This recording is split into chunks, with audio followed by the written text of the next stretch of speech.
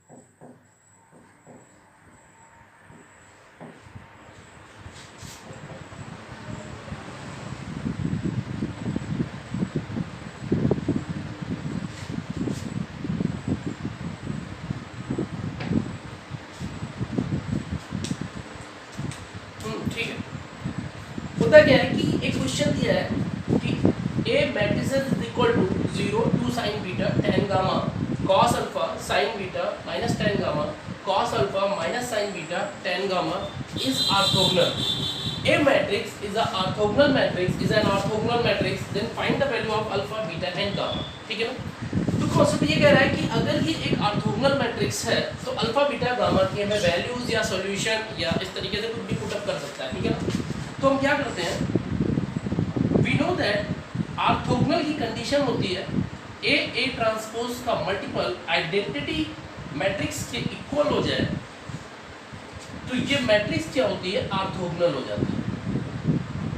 ये हम लोग जानते हैं, पढ़ते हैं ऐसा कि A transpose is equal to identity matrix हो जाए इन दिस ऑर्डर, जो भी है ये ऑर्डर, तो ये ऑर्थोगोनल मैट्रिक्स होती है। और इसका एक कॉन्सेप्ट और भी होता है, बताएंगे। तो ए ट्रांसपोज अगर आई के इक्वल हो जाए तो ये ऑर्थोगोनल मैट्रिक्स होती है। तो देखते हैं हम लोग कैसे क्या होता है। ए ट्रांसपोज का मतलब आप जानते हो कि मैट्रिक्स को ट्रांसपोज करना, तो 0 2 sin beta tan gamma. Transpose का मतलब सिंपल होता है, रो कॉलम हो जाती है, जितनी भी रोज है वो कॉलम में या कॉलम रोज में इंटरचेंज हो जाते हैं, तो इस तरीके से, ठीक है।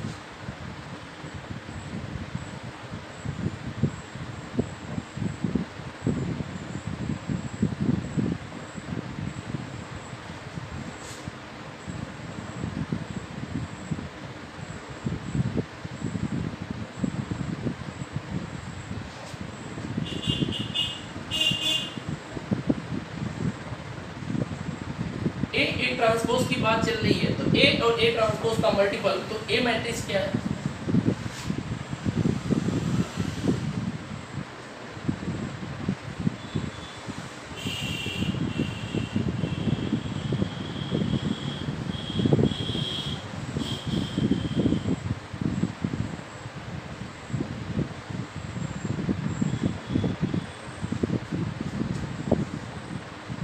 ए ट्रांसपोज से इसका प्रोडक्ट चाहिए, ए मैट्रिक्स ये है, तो ट्रांसपोज क्या होगी? ट्रांसपोज ये गिवन हम लोग को, ये हम लोग निकाल चुके हैं।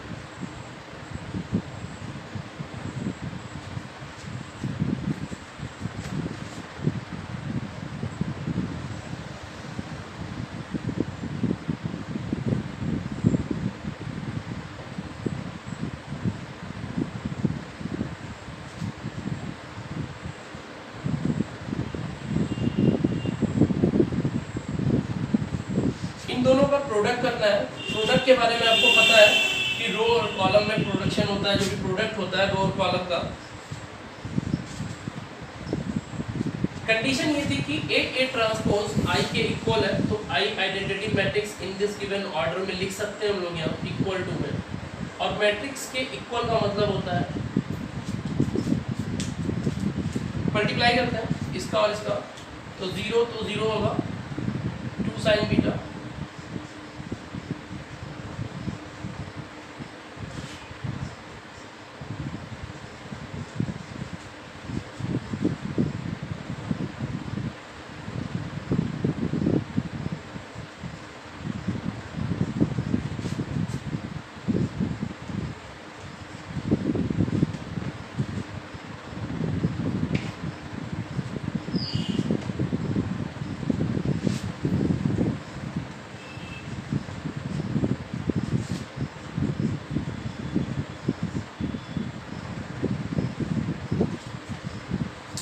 तो इनका हम लोग प्रोडक्ट कर लेते हैं। तो प्रोडक्ट आपको दिख रहा होगा, इसी तरीके से हम लोगों का प्रोडक्ट जो है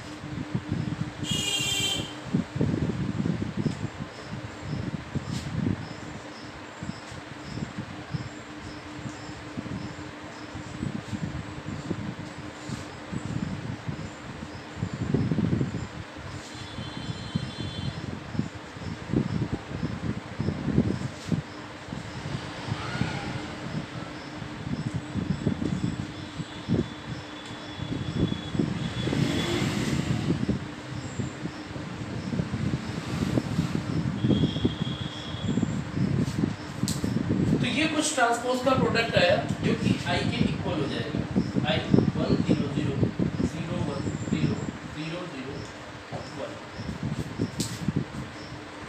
ये कुछ ऊपर हम लोग इरेज कर देते हैं इसको।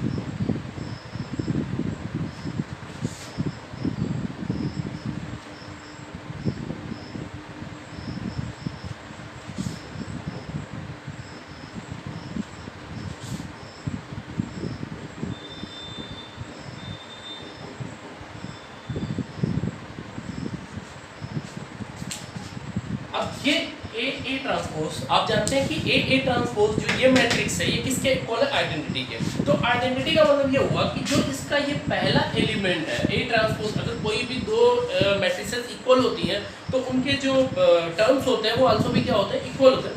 तो यहाँ जो पहला टर्म है ये A11 जिसकी बात कर रहा है, तो ये 4 sine square beta plus tan square gamma is equal to कितना हो जाएगा, यहाँ से 1 हो जाएगा। ठीक है, एक रिलेशन। दूसरे रिलेशन की बात करें तो ये वैल्यू क्या है, सेकेंड ऑफ 0 होता है, तो लिख सकते हैं 2 sine square beta minus tan square gamma is equal to क्या हो जाएगा, 0 हो जाएगा। तो एक रिलेशन तो यहाँ से हम लोग को ये मिल गया कि tan square gamma is equal to 2 sine square beta, ये वैल्यू अगर यहाँ रख दी जाए तो आई थिंक ये हो जाएगा 6 sine square beta is equal to 1, then sine square beta is equal to 1/6। ठीक है ना। अब ये साइन स्क्वायर बीटा की वैल्यू यहाँ से हम लोगों को पता चल। इसके बाद अगर हम लोग बात करते हैं, अगर साइन स्क्वायर बीटा पता चल गया तो tan स्क्वायर गामा पता चल गया। tan square gamma is equal to 2 into sine square beta is 1/6, then 2 3 तो tan square gamma is equal to 1/3। तो ये आपको tan गामा की वैल्यू होगी। ठीक है ना। इसके बाद ये दोनों ही वैल्यू कन्फर्म है, तो इस रिलेशन में हम लोग रख सकते हैं इस वैल्यू को, ये इक्वल टू 1 है, तो इस रिलेशन को यहाँ रख सकते हैं cos square alpha plus sine square beta plus tan square gamma is equal to 1। तो यहाँ से वैल्यू हम लोग को cos स्क्वायर अल्फा की फाइंड करनी है, तो ये cos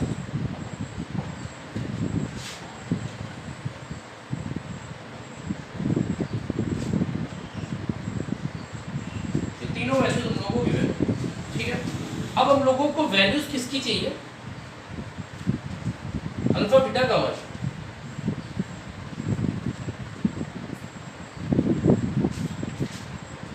तो अल्फा बीटा गामा की अगर वैल्यूज चाहिए तो होता क्या है कि मोस्ट ऑफ दी लोग यहाँ से क्या करते हैं, ये sign beta is equal to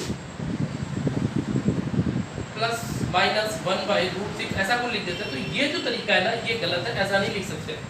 हम लोगों को याद होगा कि हम लोग ट्रिग्नोमेट्री के केस में जब 11th में ट्रिग्नोमेट्री पढ़ते हैं तो ट्रिग्नोमेट्री में हम लोगों को जनरल सॉल्यूशन पढ़ाए जाते हैं। General solution sin theta is equal to n pi plus minus 1 to the power n of alpha, और cos थीटा के केस में theta is equal to 2n pi plus minus alpha, और tan theta के case में theta is equal to n pi plus alpha होता है। ठीक है ना। इसी में दूसरा जो केस होता है जब स्क्वायरिंग की बात करते हैं, क्योंकि ऑलवेज cos स्क्वायर क्या होता है, cos स्क्वायर एक कंटीन्यूअस फंक्शन बनता है इस तरीके का। ठीक है ना। और कंटीन्यूअस के साथ साथ नॉन डिफरेंशिएबल होता है जिसकी वैल्यूज हम लोग को दोनों साइड मिलती है, पॉजिटिव एंड नेगेटिव। तो उसके general solution theta is equal to n pi plus minus alpha होता है। मतलब साइन स्क्वायर थीटा के लिए भी जो जनरल सॉल्यूशन ऑफ थीटा होता है वो theta is equal to n pi plus minus alpha होता है। cos स्क्वायर थीटा के लिए भी यही जनरल सॉल्यूशन होता है, theta is equal to n pi plus minus alpha, और tan स्क्वायर थीटा के लिए भी यही जनरल सॉल्यूशन होता है, theta is equal to n pi plus minus alpha. No change, तीनों में सॉल्यूशन सेम रहता है। तो यहाँ से क्या होगा कि जो ये अप्लाई कर रहे थे ये गलत है, आप इसका स्क्वायर नहीं हटाएंगे क्योंकि दोनों के फंक्शन अलग अलग होते हैं। साइन स्क्वायर बीटा में नॉन डिफरेंशिएबिलिटी होती है, इस तरीके का ग्राफ है, जबकि साइन बीटा में डिफरेंशिएबिलिटी उसमें भी नहीं होती, बट जो इसका रिलेशन होता है ऑलवेज, तो यहाँ से जो सॉल्यूशन बन के आएगा तो कह सकते हैं हम लोग अल्फा इज इक्वल टू, ये अल्फा कॉस के केस में n pi plus minus this one is 1/2 cos में किसकी वैल्यू होती है आपको पता है ना, पाई/3 की। भाई 1/2 कॉस के केस में किसकी वैल्यू होती है, आई थिंक 1/2 पाई/3 की होती है। अगर बीटा की बात करें तो बीटा हो जाएगा n pi plus minus, beta के लिए अल्फा कितना है यहाँ पे 1/6, तो इसको लिख सकते हैं साइन इनवर्स 1/6। और गामा की अगर बात करें तो गामा इज इक्वल टू हो जाएगा n पाई प्लस माइनस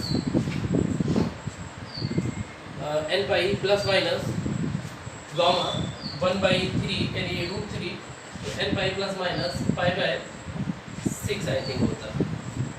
तो ये अल्फा बीटा गामा तीनों की वैल्यूज होगी। क्लियर। जो गलती करते हैं वो यहाँ पे ये करते हैं कि हम लोग साइन बीटा यानी कि इसका अलग सॉल्यूशन होता है, इसका अलग सॉल्यूशन, तो अभी क्या है स्क्वायरिंग का सॉल्यूशन होता है।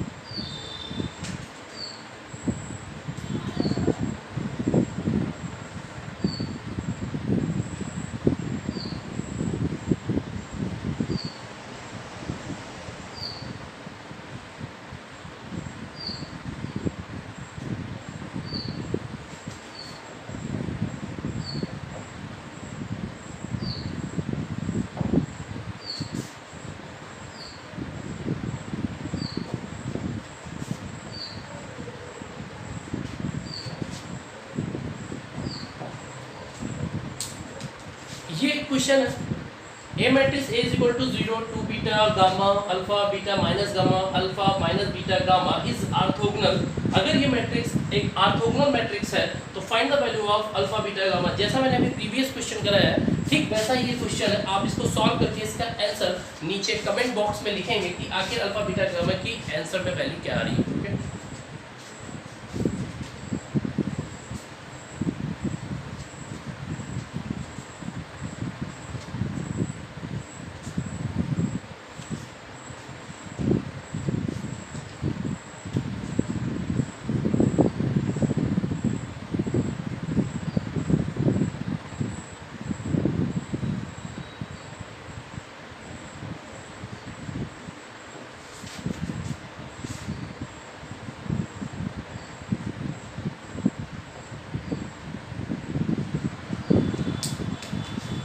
ये अगला क्वेश्चन है कुछ ए मैट्रिक्स गिवन है, find the value of A inverse two the power 20। A inverse two the power 20 की वैल्यू फाइंड करनी है, ठीक है ना।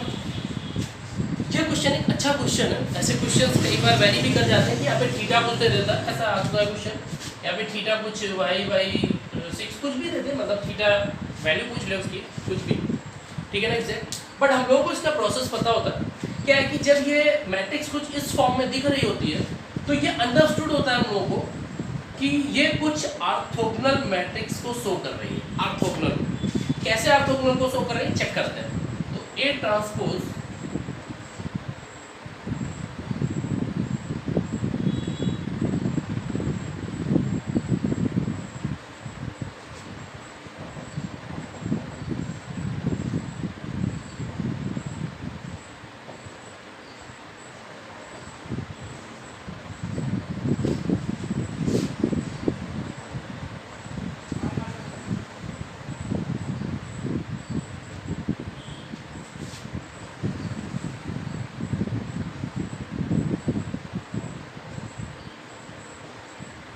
इन दोनों का प्रोडक्ट करते हैं।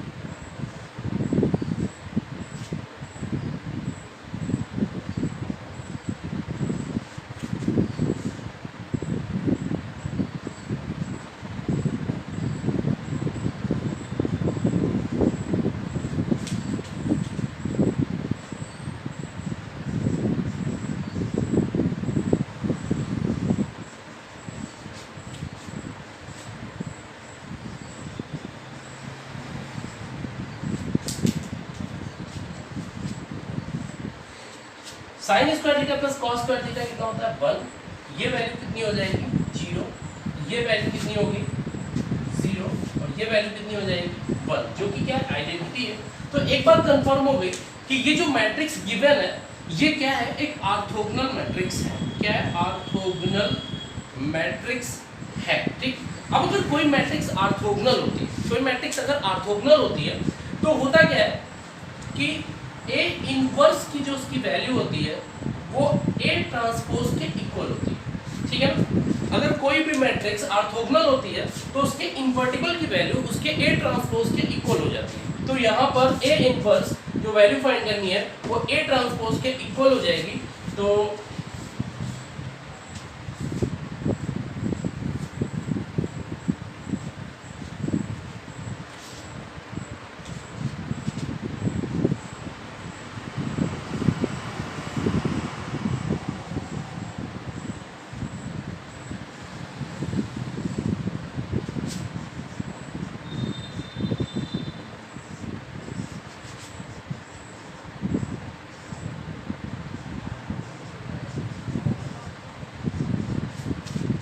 ऐसा हम लोगों ने मैथमेटिकल इंडक्शन में पढ़ा हुआ होता है कि जो ये पावर होती है, कॉम्प्लेक्स में भी हम लोग पढ़ते हैं ऐसा कि जो पावर होती है ये क्या होती है, थीटा का मल्टीपल हो जाती है। तो आई थिंक कुछ ये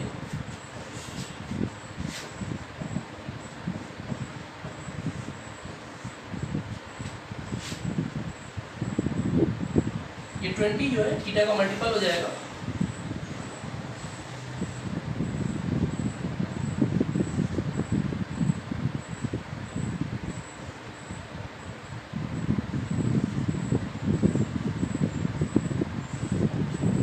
ठीक है, अब क्या होता है यहाँ पे हो सकता है क्वेश्चन को आगे प्रोसीड करने के लिए थीटा की वैल्यू भी कुछ दे दे 5/6 या समथिंग, वो वैल्यू यहाँ रख करके इसको क्या कर सकते हैं, सॉल्व कर सकते हैं। तो कई बार क्वेश्चन इस टाइप का भी आता है कि एक ए मैट्रिक्स है और ए इनवर्स की पावर कुछ बड़ी पावर दे देता है, कई बार मैक्सिमम पावर दे देता है 50, 40, 80, 100 समथिंग कुछ भी।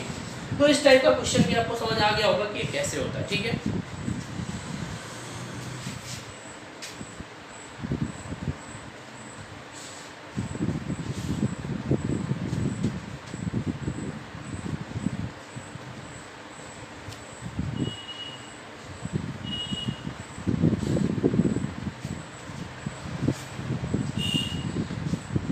ये तो हो गई ऑर्थोगोनल की बात। कई टाइप की मैट्रिसेस होती हैं, टाइप्स ऑफ मैट्रिसेस में ऑर्थोगोनल मैट्रिक्स से रिलेटेड ये हम लोगों के क्वेश्चंस थे जिसमें अल्फा बीटा की value alpha beta gamma find करने की, और फिर दूसरा A inverse A transpose A inverse orthogonal की कंडीशनल एक रिलेशन होता है जिसको देख के क्वेश्चन ये यहाँ पे एक और अप्लाई हुआ।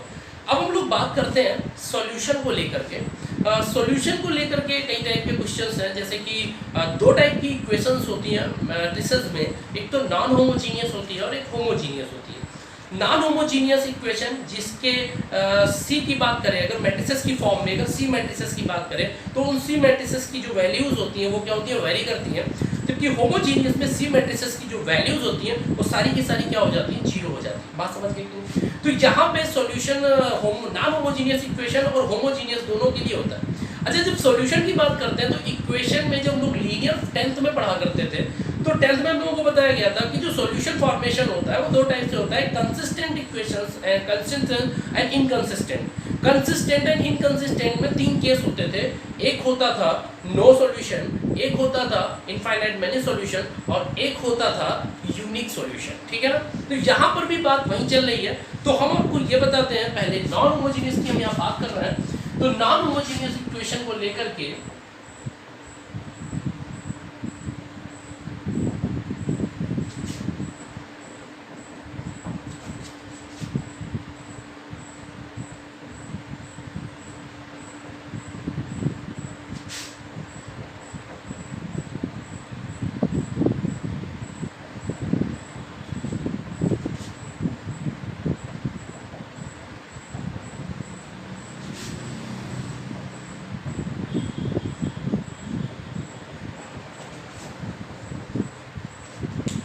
पर्टिकुलर आपको यहाँ पे दिख रहा होगा, ये तीन केसेस का फॉर्मेशन हो रहा है। नॉन होमोजीनियस अगर इक्वेशन है तो उसका determinant A not equal to 0 है तो वो एक यूनिक सॉल्यूशन रखता है। अगर डिटर्मिनेंट इक्वल टू 0 हो तो हम लोग चेक करते हैं adjoint A into B, adjoint A into B. अब अगर एडजॉइंट ए इंटू बी भी इक्वल टू 0 आ गया, यानी डिटर्मिनेंट ए भी 0 है, एडजॉइंट ए इंटू बी एक नल मैट्रिक्स आ गई, नल मैट्रिक्स आ गई, तो इसका मतलब हुआ कि ये इनफाइनाइट मैनी सॉल्यूशन रखेगा, इनफाइनाइट मैनी सॉल्यूशन।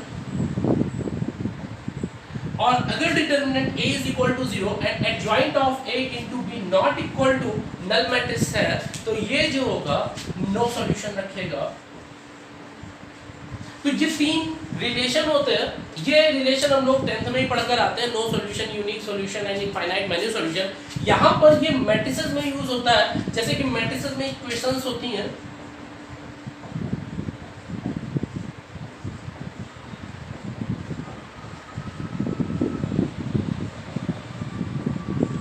ये एक इक्वेशन है। तो यहाँ पर जो ए मैट्रिक्स है और इनके कोफिशिएंट्स हैं,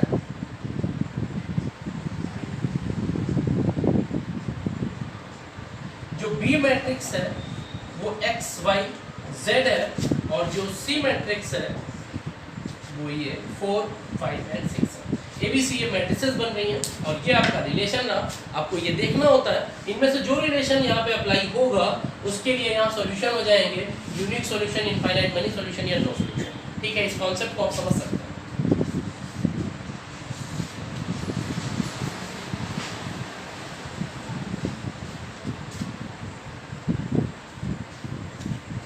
इस कॉन्सेप्ट से रिलेटेड भी IIT JEE में कई बार सवाल पूछे जा चुके हैं।